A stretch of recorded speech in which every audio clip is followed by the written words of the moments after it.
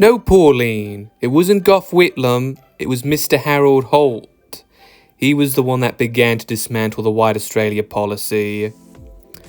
For those of you who may not be aware, in 1966, Harold Holt, who was the head of a conservative Liberal coalition government, began dismantling the policy by allowing non-European migration on the basis of skills rather than race. And by the way, yeah, that Harold Holt, you know, the one that went swimming one day and never came back, and then we decided to create a memorial swimming pool in his honour. A little bit weird, but hey, I guess us Australians are kind of weird in that way.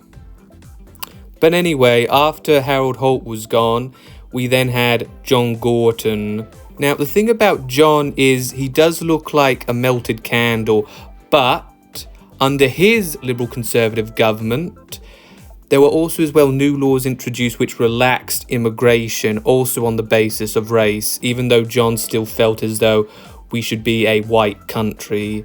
But then you had Billy Big Ears McMahon.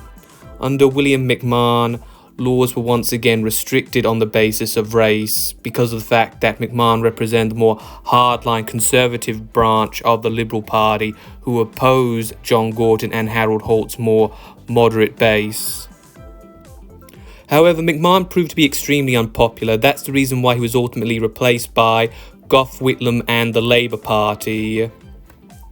Under Gough Whitlam, not only were we pulled out of Vietnam with the Conscription Act ending, but also in 1973, under the Labour government headed by Gough Whitlam, the White Australia policy was finally removed.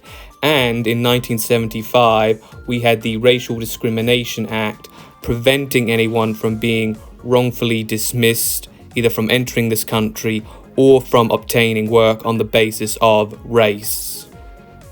Another key policy instituted by Whitlam was meeting with Vincent Langyari, an Aboriginal leader, and helping to return ownership of the land back to the Indigenous peoples of this country.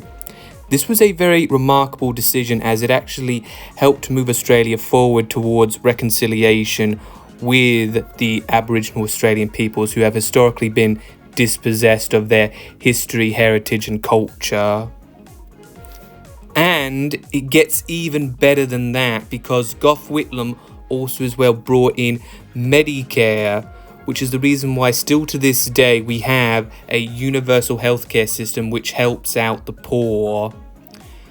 Speaking of the poor, Gough Whitlam and the Labour Party, they have always fought for us, we the working class people. That's what the It's Time campaign is all about. It's time for change. It's time for a new dawn, a new era. That is what Labour brings, change and progress. Paulin Hansons and the Liberal Party, they are a lot of things, but bringing about meaningful change and progress, that is something they're just never going to be capable of. Anyway, thanks for listening to my rant.